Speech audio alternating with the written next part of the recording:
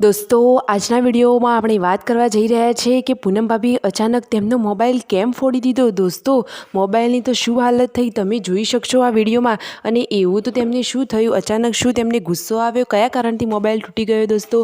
અને રણજીતભાઈ અને સંજયભાઈ બંને ભાઈઓ ગયા છે આ જીગરભાઈના બેસણામાં, તો ત્યાં લાઈવ બેસણું કેવું રહ્યું તે બધું જ તમને જાણવા મળશે મારા આ વિડીયોમાં।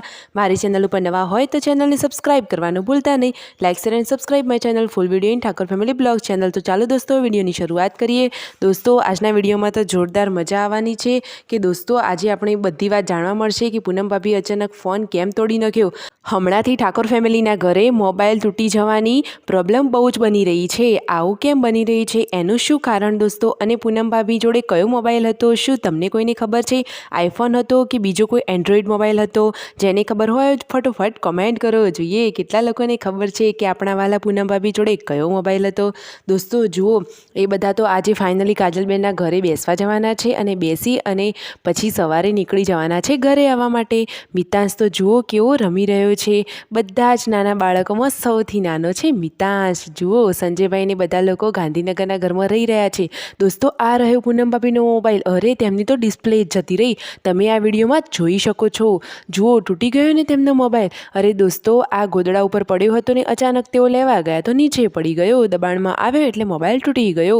દોસ્તો તમને ખ્યાલ આવ્યો કે કયો મોબાઈલ છે? જલ્દીથી કોમેન્ટ કરજો હો, ભૂલતા નહીં। જોઈએ કોણ કોણ કમેન્ટ કરે છે। દોસ્તો હવે બધા લોકોએ રસોઈ બનાવી અને જમવાનું કામ પતાવી દીધું છે અને જુઓ મિતાંશ તો કેવો મસ્ત મજાનો આરામ કરી રહ્યો છે। ફાઇનલી હવે તેઓ જઈ રહ્યા છે કાજલબેનના ઘરે। તો જેન્સી, ગુડ્ડુ, રણજીતભાઈ, સંજયભાઈ, પૂનમ ભાભી, પાર્વતી ભાભી બધા જ લોકો ગાડીમાં બેસીને જઈ રહ્યા છે કાજલબેનના ઘરે। આ સ્પાઈડરમેન જે દિવ્યાંશ માટે લીધો છે, દિવ્યાંશ તો ક્યારનો સ્પાઈડરમેન મંગાવી રહ્યો હતો, તો તેના મામા તેની બધી જ ઈચ્છાઓ પૂરી કરે છે। ફાઇનલી તેમના ઘરે આવી ગયા છે। જુઓ દિવ્યાંશ તો જેન્સી, ગુડ્ડુ બધા જોડે રમવા લાગ્યો અને દોસ્તો જે ટ્રોફી તેમના ઉપર મૂકવામાં નહોતી આવતી તે જુઓ આજે ફાઇનલી ત્યાં ગોઠવાઈ જ ગઈ। જુઓ કરણજીએ તો કેટલા બધા ટ્રોફી મેડલ ભેગા કર્યા છે। ખરેખર દોસ્તો કાજલબેન સાથે જે આ ઘટના બની ગઈ તે તો બહુ ખોટી જ બની ગઈ। કરણજી હતા નાના અને ના મોટું કમાયા અને દોસ્તો કેટલા બધા લોકો તેમને ઓળખે છે। ફાઇનલી હવે સંજયભાઈ અને રણજીતભાઈ બંને લોકો જઈ રહ્યા છે બેસણામાં। કોના દોસ્તો? તો જીગરભાઈના બેસણામાં। કરણજીના ભાઈબંધ પાંચમા હતા જે તેમની સાથે કેદારનાથ જઈ રહ્યા હતા, તે હોસ્પિટલમાં એડમિટ હતા, પરંતુ હવે તે પણ બચ્યા નથી દોસ્તો, તેમનું પણ દુઃખદ અવસાન થયું છે। તો રણજીતભાઈ અને સંજયભાઈ તેમના બેસણામાં જઈ રહ્યા છે દોસ્તો।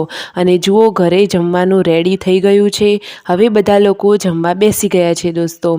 જુઓ પૂનમ ભાભી, પાર્વતી ભાભી બધા જ લોકો હવે જમવા બેસી ગયા। જુઓ રણજીતભાઈ અને સંજયભાઈ બેસણામાં જઈ અને હવે રિટર્ન આવી રહ્યા છે, બધું જ ગાડીમાં પેક કરી રહ્યા છે। હવે ફાઇનલી ઘરે જવાનું છે, હવે તેઓ ફાઇનલી ઘરે આવી ગયા છે।